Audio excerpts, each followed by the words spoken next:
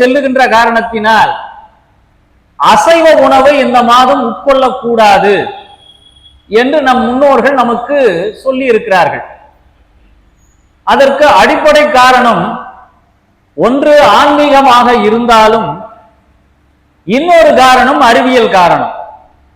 இந்த மாதம் பொறுத்தவரை, புரட்டாசி மாதத்தை பொறுத்தவரை மண்ணுருக வெயில் காயும்,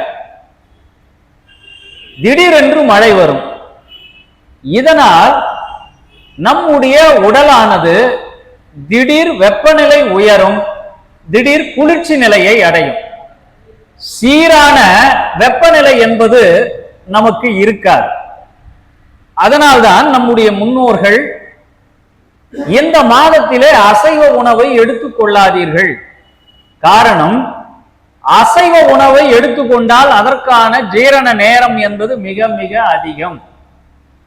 அதனால் உடலினுடைய அந்த வெப்பமும் குளிர்ச்சியும் மாறுபாடாக இருக்கின்ற காரணத்தினால் வயிற்று கோளாறும் அஜீரண கோளாறும் ஏற்படும் என்ற ஒரு காரணத்தினால் நமக்கு பெருமாளை முன்னிறுத்தி இந்த மாதத்திலே அசைவ உணவை உட்கொள்ளாதீர்கள் என்று சொன்னார்கள்.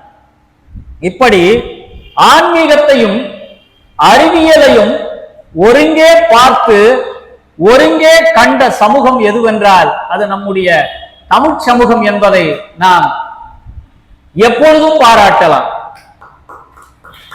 ஏனென்றால் ஒரு காரணத்தை சொல்கிறோம் என்றால் அது வெறும் ஆன்மீகத்தோடு ஒட்டி அல்லாமல் அறிவியல் சார்ந்த உண்மையாகவும் இருக்க வேண்டும் என்பதற்காகத்தான் நம்முடைய தமிழ் வழி மரபு என்பது அறிவியலை நேரடியாக சொல்லாமல் அதை ஆன்மீகத்திற்குள் சொன்னார்கள். ஏனென்றால் ஆன்மீக வழியே சென்றால்தான் நாம் செல்லுகின்ற பாதை என்பது சரியாக இருக்கும். அறிவியலை நேரடியாக சொன்னால் ஏற்றுக்கொள்ள மாட்டார்கள். ஆன்மீகத்தின் வழியாக சொல்லுகின்ற பொழுதுதான் அதை முழுமையாக ஏற்றுக்கொள்வார்கள் என்பதனால்தான் இந்த மாதத்திலே அசைவ உணவை உட்கொள்ளாதீர்கள் என்று நமக்கு வலியுறுத்தி சொன்னார்கள். இந்த திருமாலுக்குரிய ஒரு சிறப்பை அவருடைய புராணங்களிலே இருக்கக்கூடிய பல்வேறு சம்பவங்கள், பல்வேறு செய்திகள், அவற்றிலே ஒரு செய்தியை மட்டும் நாம் இப்பொழுது பார்த்துவிட்டு தலைப்பிற்குள் செல்வோம். திருக்கோயிலூர், உலகளந்த பெருமாள் என்று சொல்லப்படுகின்ற திருமாலுடைய ஆலயம் என்பது திருக்கோயிலூரிலே இருக்கக்கூடிய பெருமாளுக்குரிய கோயில். இன்னொரு சிறப்பு, ஔவையார் நமக்கு விநாயகர் அகவலை தந்த இடம் அந்த திருக்கோயிலூர். அங்கிருந்துதான் ஔவையார் அவர்கள் கைலாயத்தை நோக்கி சென்ற இடம். இன்னொரு சிறப்பு, அந்த ஊரிலே மிருகண்ட மகரிஷி என்ற ஒரு முனிவர் வாழ்ந்தார். அவர் வாழ்ந்திருக்கக்கூடிய பூமி அந்த திருக்கோயிலூர். அங்கே பொய்கை ஆழ்வார், வைணவத்திலே 12 ஆழ்வார்களிலே முதல் ஆழ்வாராக போற்றப்படுகின்ற பொய்கை ஆழ்வார் அந்த திருக்கோயிலூருக்கு வருகிறார். வந்தவர் வானம் கருத்து விட்டது, மழை வரப்போகின்ற சூழல் தெரிகிறது. அதனால் இங்கே எங்கேயாவது நாம் தங்கிவிட்டு போகலாம் என்று விசாரித்து கொண்டு வருகிறார். அப்படி விசாரித்து கொண்டு வருகின்ற பொழுது மிருகண்ட மகரிஷியினுடைய ஆசிரமம் இருப்பதை கேள்விப்படுகிறார். கேள்விப்பட்டு மிருகண்ட மகரிஷியினுடைய அந்த ஆசிரமத்திற்குள் செல்கிறார். சென்ற அவர் அங்கே இடைக்கணி என்று சொல்லப்படுகின்ற அந்த ஆசிரமத்திற்குள்ளே ஒரு இடம் இருக்கிறது. அந்த இடத்திலே பொய்கை ஆழ்வார் உள்ளே செல்கிறார். கருமேகங்கள் திரண்டு எப்பொழுது வேண்டுமானாலும் மழை வரக்கூடிய சூழல் இருக்கிறது.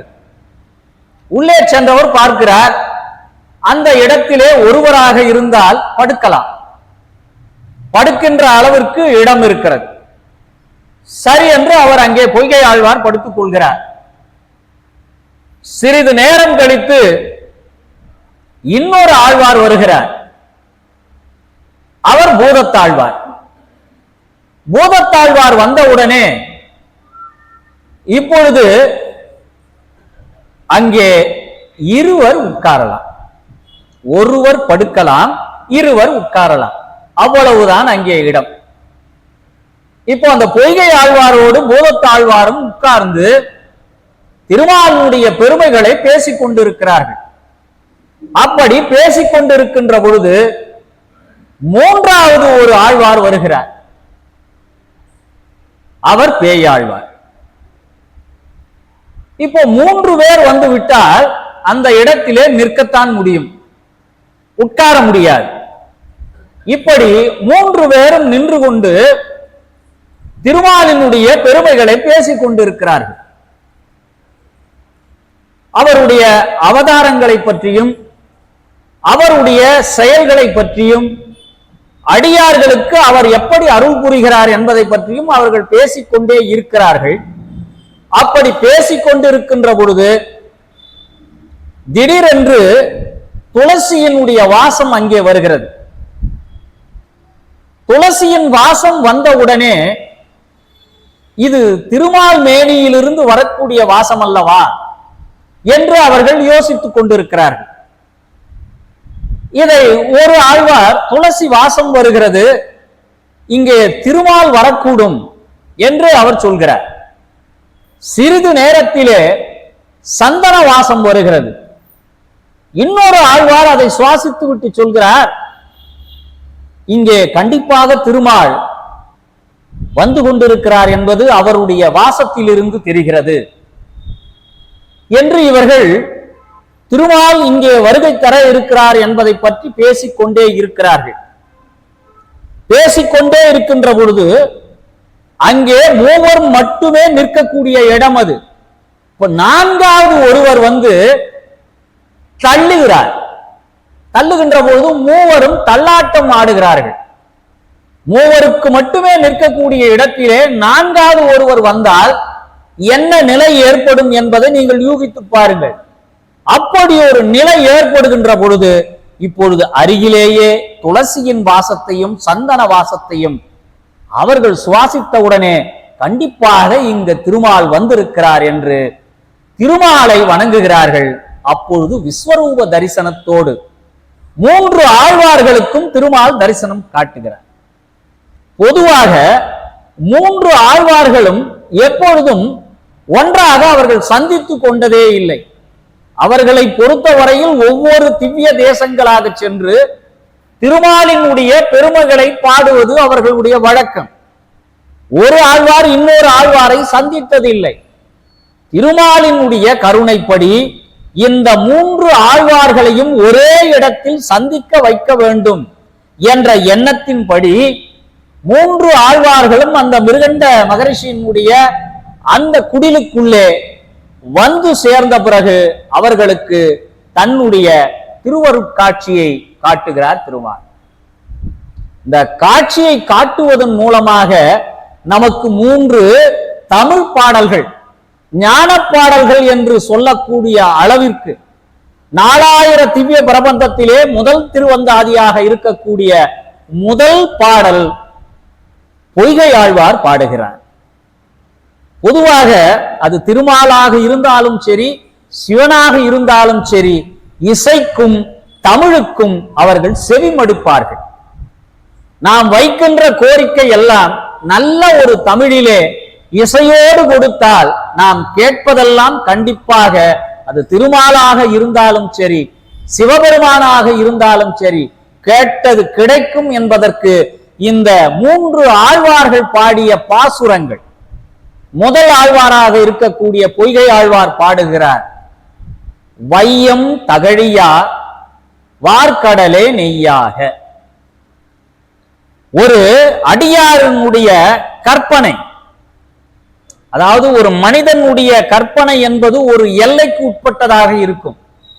ஆனால் ஞானிகளுடைய கற்பனை என்பது பிரபஞ்சம் அளவுக்கு விரிந்ததாக இருக்கக்கூடியது அந்த கற்பனை. முதல் வரியில் சொல்கிறார் வையம் தகழியா, அதாவது தகழி என்று சொன்னால் அகல் விளக்கு என்று பொருள். உடனடியாக திருமாலை கண்டவுடனே இவர்கள் சூட்டுவதற்கு எந்த மாலையும் கையில் இல்லை. வெளியிலே மழை பெய்து கொண்டிருக்கிறது. திருமாலை பொறுத்த வரையில் ஒரு அபிஷேக பிரியர். அது திருப்பதி சென்றவர்களுக்கு நன்றாக தெரியும். நந்தவனம் அமைத்து நிறைய மலர்களை அவருக்கு பூசையின் மூலமாக செய்வது திருமாலுக்கு உரித்தானது, வேங்கடவனுக்கு உரித்தானது. இப்போ இங்கே பொய்கை ஆழ்வார் திருமாலுக்கு சூட்டுவதற்கு மாலை இல்லையே என்று தமிழ் மாலையை சூட்டுகிறார். வையம் தகழியா வார்கடலே நெய்யாக. இந்த உலகத்தையே நான் அகலாக மாற்றிவிட்டேன். எவ்வளவு அதீதமான ஒரு கற்பனை! அந்த கற்பனை கூட பக்தியின் வழியாக வந்த கற்பனை. வையம் தகழியா வார்கடலே நெய்யாக. இப்போ அகல் விளக்கு கிடைச்சிடுச்சு. அந்த அகல் விளக்கு கிடைச்சா அதுக்கு எண்ணெய் வேணும்ல. தீபம் ஏற்றம்னா முதல்ல என்ன வேணும்? நெய் வேணும். இன்றைய காலகட்டத்தில் தான் எண்ணெயை நாம விளக்குக்கு பயன்படுத்துறோம். அந்த காலத்திலே எண்ணெய்க்கு பதிலாக நெய்யை பயன்படுத்தினார்கள். ஏனென்றால் அன்றைக்கு வளமான சமூகமாக, வறட்சி இல்லாத சமூகமாக இந்த தமிழ் சமூகம் இருந்த காரணத்தினால் இறைவனுக்கு விளக்கேற்றுவதற்கு ஒன்று ஆமணக்கு எண்ணெயை பயன்படுத்துவார்கள், இல்லை என்றால் எள் எண்ணெயை பயன்படுத்துவார்கள். அதற்கு நல்லெண்ணெய் என்று சொல்கிறோம். நாம் வசதி படைத்த காலமாக இருந்த காலத்திலே நெய்யைத்தான் பயன்படுத்தினார்கள். அதனால்தான் பொய்கை ஆழ்வார் தன்னுடைய கற்பனையிலே வையம் தகழியா வார்கடலே நெய்யாக. இப்போ இந்த உலகத்தை அகலாக மாத்திட்டாரு. இந்த அகலுக்குள்ள நெய்யாக இந்த கடல் மொத்தையும் நெய்யாக மாற்றிவிட்டார். இப்ப நெய் வச்சாச்சு, அதுக்கடுத்து நெருப்பு வேணும். வெய்ய கதிரோன் விளக்காக. அந்த வெப்பம் எங்கிருந்து வரணும்னா இந்த சூரியனையே கொண்டு வந்து விளக்கினுடைய நெருப்பாக மாற்றுகிறார். வெய்ய கதிரோன் விளக்காக. செய்ய சுடராளியான் அடிக்கே சூட்டினேன் சொல் மாலை. எங்கிட்ட வேற எந்த மாலையும் இல்ல. திருமாலை பார்த்த உடனே நான் மாலை சூட்டணும்னு நினைக்கிறேன்.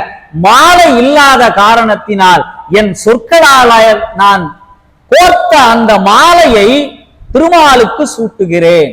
சுடர் ஆழியான் அடிக்கே சூட்டினேன் சொல் மாலை. சுடர் ஆழியான்னா அவர் கையில் இருப்பது சுதர்சன சக்கரம். சுடர் ஆழியான் என்று சொன்னால் சுதர்சன சக்கரத்தை கையிலே வைத்துக் கொண்டிருக்கக்கூடிய அந்த திருமாலுக்கு நான் மாலை சூட்டுவதற்கு வழியில்லாத காரணத்தினால் சொல் மாலையை சூட்டினேன். அடுத்த ஒரு வழி சொல்றார் பாருங்க. இடராளி நீக்குகவே என்று. எனக்கு வந்திருக்கக்கூடிய துன்பங்களை எல்லாம் நீ நீக்க வேண்டும். எதனால? உன் மீது நான் வைத்திருக்கக்கூடிய பக்தியினால் நான் சூட்டிய இந்த சொல் மாலையை கேட்டு என்னுடைய துன்பங்களை எல்லாம் நீக்குக என்று பாடிய ஒரு அருந்தமிழ் பாடல். 4000 திவ்ய பிரபந்தத்தினுடைய முதல் பாடல். எவ்வளவு அற்புதமான கற்பனையும் சிந்தனை வளமும் உள்ள தமிழ் சமூகம் எப்படி இருந்தது என்பதற்கு வைணவத்தினுடைய இந்த பாடலே சாட்சியாக இருக்கு. அடுத்து இவர்கள் இருவரும் ஒரு பாடல் பாடுகிறார்கள், அன்பே தகழியா என்று. அதற்கடுத்து பூதத்தாழ்வார் பாடுகிறார். அதற்கடுத்து பேயாழ்வார் திருக்கண்டேன் பொன்மேனி கண்டேன். திருக்கண்டேன் என்று சொன்னால் திரு என்ற வார்த்தை திருமாலினுடைய இதயத்திலே இருக்கக்கூடிய மகாலட்சுமி குறிப்பது திருக்கண்டேன். இப்போ பார்த்த உடனே அந்த ஆழ்வாருக்கு அவருடைய மார்பிலே இருக்கக்கூடிய அந்த லட்சுமி தான் முதல்ல தென்பட்டதா. முதல்ல பார்த்தது திருமாலை அல்ல, அவர் மார்பிலே இருக்கக்கூடிய லட்சுமியை முதலில் கண்டேன். பிறகுதான் பொன் போன்ற மேனியை உடைய திருமாலை கண்டேன். அப்படி 3 பாடல்கள் அந்த முதல் திருவந்தாதியிலே ஒரு அதீத கற்பனையாக இருந்தாலும், அவர்கள் பாடி சென்று பல 100 ஆண்டு காலம் ஆகி இருந்தாலும், தமிழுக்கு அவர்கள் கொடுத்திருக்கக்கூடிய அந்த கற்பனை வளம், கற்பனை செறிவு என்பது இன்றைக்கு எத்தனையோ புலவர்கள் எத்தனையோ கவிஞர்கள் வந்தாலும் அவர்களுக்கெல்லாம் முன்னோடியாக இதைவிட ஒரு சிறந்த கற்பனையை யாரும் கொடுத்து விட முடியாத அளவிற்கு நம்முடைய சைவமாக இருந்தாலும் சரி, வைணவமாக இருந்தாலும் சரி, தமிழை வாழ வைத்த பெருமை, தமிழை தினந்தோறும் முன்னோக்கி செல்கின்ற பெருமை என்பது அது சைவத்திற்கும் உண்டு, வைணவத்திற்கும் உண்டு. இந்த சைவமும் வைணவமும் எத்துணை காலம் என்பது இந்த சமுதாயத்திலே எத்தனை சமயங்கள் வந்து போனாலும் சரி, நீண்ட நெடுங்காலமாக இந்த தமிழை வாழ வைத்துக் கொண்டிருப்பது சைவமும் வைணவமும் என்று சொன்னால் மிகையாக